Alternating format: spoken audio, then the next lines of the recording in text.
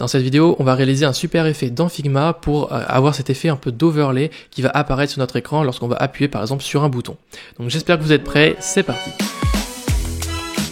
On commence donc par créer une nouvelle frame dans Figma. Donc là je vais créer une nouvelle frame soit en l'endessinant, soit en partant directement d'un modèle. Donc là je vais cliquer sur frame et je vais choisir par exemple l'iPhone 11 Pro.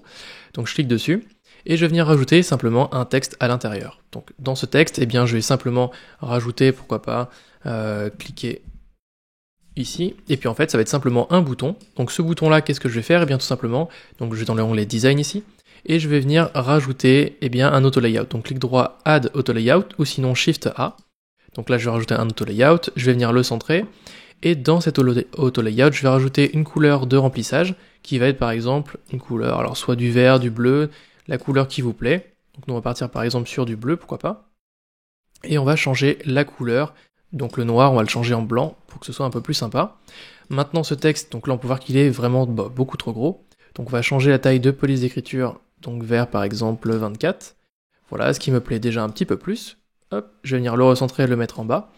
Et ensuite, on va designer un petit peu rapidement ce bouton. Ce qu'on va faire, c'est que dans notre auto layout ici, on va cliquer et on va venir centrer notre auto layout et on va venir rajouter une petite marge sur le côté gauche et sur le côté droit un peu plus élevée. Donc là, on va mettre par exemple 30, puis ici 30 aussi. Ok, voilà, comme ça on a un petit bouton rapidement designé. On va arrondir légèrement les coins et voilà, on a un petit bouton. Donc ça c'est notre premier plan de travail, donc notre premier frame, et ce qu'on va faire c'est qu'on va le renommer par exemple en principal. Alors on pourrait l'appeler écran principal ou n'importe quoi d'autre. Et ce qu'on va faire maintenant c'est qu'on va créer une deuxième frame, donc on va la dupliquer simplement en appuyant sur option en même temps que je glisse et que je dépose mon plan de travail principal. Et sur ce plan là, eh bien, je vais venir supprimer mon bouton. Donc je supprime et je vais venir diminuer en fait la taille de ma frame. Donc tout simplement. En fait ce que je vais faire c'est que ma frame je vais venir la positionner après ici, donc dessus. Donc c'est pour ça qu'il faut qu'elle ait une taille un peu plus petite. Dans cette frame je vais venir rajouter un texte, donc par exemple bonjour. Voilà, pas très inspiré. Donc je vais venir me rajouter bonjour ici. Et après, alors ce que je pourrais faire c'est venir arrondir les coins pour que ce soit un peu plus sympa. Donc je vais venir arrondir les coins de ma frame. Super. Donc là on a créé, on va dire, notre espace de travail. Maintenant on va venir rajouter l'effet que l'on souhaite, c'est-à-dire lorsque l'on clique sur le bouton, eh bien on ajoute notre overlay. Donc ce qu'on va faire c'est qu'on va cliquer sur notre frame principal, et ce qu'on va faire, alors déjà on va renommer cette frame là principale en overlay, pour que ce soit plus cohérent. Voilà, donc on clique sur principal, on va dans l'onglet prototype, et là on va venir rajouter eh bien, un effet de prototyping. Ce qu'on va faire c'est que notre effet il va se déclencher sur le bouton, donc en fait sur le bouton on va avoir un petit plus ici, on va venir glisser la flèche sur notre autre frame, et là on peut voir qu'on a les paramètres de notre interaction qui vient se nous montrer devant nous. Donc en fait on va avoir plusieurs paramètres. Le premier c'est à quel événement eh bien, on va démarrer notre interaction. Donc nous c'est sur l'événement onTap, donc lorsqu'on clique sur le bouton. Ensuite, l'action qu'on va réaliser. Donc nous, ça va pas être une action de navigation, puisque sinon on va passer de ce frame-là à cette frame-là. Donc là, on va plus avoir cet effet-là d'overlay. Donc nous, on va faire Open Overlay, donc on va ouvrir un overlay. Et donc notre overlay en question, eh bien, c'est le plan qui s'appelle, la frame qui s'appelle Overlay. Maintenant, cette overlay, eh bien, on a plusieurs manières de la positionner. Soit on peut la positionner au centre de notre design, soit sur le côté par exemple, ou soit en bas. Donc nous on va tester en bas dans un premier temps. Donc déjà rien que ça, on va tester ça. Donc on clique sur notre frame et on va venir eh bien, prévisualiser notre design. On clique sur la petite flèche et on va venir voir ce que ça donne. Donc là ici, eh bien, je suis dans mon design. Si je clique sur le petit bouton cliquer, eh bien là j'ai mon frame qui apparaît. Là par contre je peux pas revenir en arrière et on peut voir que ça ressemble pas vraiment à ce qu'on aimerait avoir. Donc je reviens dans mon design, et ce qu'on va faire tout premièrement, eh bien, c'est on va venir personnaliser notre animation. Donc on reclique sur la petite icône ici pour avoir tous les détails de notre animation, et on va venir donc sélectionner l'option Close when click outside. Donc quand je vais cliquer en dehors de cet espace-là, donc par exemple ici en haut, eh bien ça va venir la fermer, et je vais rajouter un background behind, donc d'overlay, ça veut dire que je vais rajouter une couleur de fond derrière. Donc ça va être une couleur noire, voilà, avec une opacité de 25%. Donc ce qui est plutôt pas mal. Et donc à quoi est-ce que ça va ressembler? Eh bien si je prévisualise, là maintenant quand je clique outside, eh bien ça me l'a fait disparaître, et quand je clique dessus, eh bien je vais avoir mon petit background avec une opacité réduite qui vient s'ajouter ici. Donc c'est vraiment super sympa.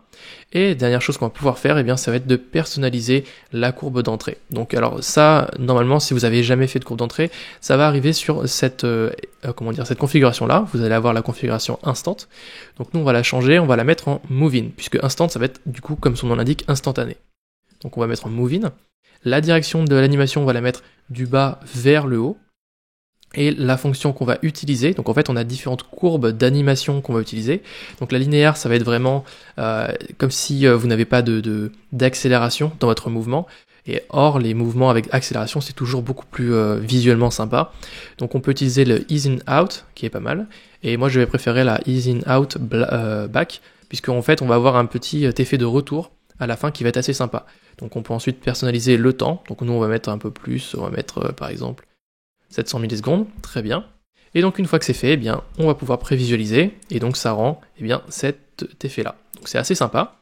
Ce qu'on peut également faire, c'est si on le souhaite, au lieu de le coller en bas, eh bien, en personnalisant ici, si vous choisissez donc pour la partie au niveau du positionnement, vous pouvez choisir un positionnement manuel, et là du coup le manuel, eh bien, vous pouvez le positionner donc collé en bas, et du coup le remonter par exemple de 20 pixels. Et donc ça aura pour effet de, quand vous allez cliquer, eh bien, votre overlay va être déplacé de 20 pixels en haut. Donc ça peut être possible en tout cas. Personnellement, c'est pas l'effet que je préfère, mais c'est possible. Donc je vais rechanger et je vais mettre ici, là, tac. Je vais mettre, non c'est pas ça pour la position, si c'est ça, bottom center, très bien. Voilà.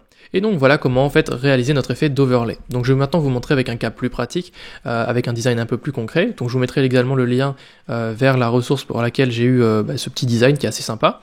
Donc en fait on a deux écrans, donc comme je vous l'ai dit on a un écran de type frame où là on va avoir notre écran principal et notre overlay qu'on a appelé ici option. Donc on va d'ailleurs le renommer en option ou overlay option. Comme ça ce sera un peu plus clair. On va rajouter donc notre animation. Je pense que c'est un très bon exercice d'ailleurs de le faire de votre côté.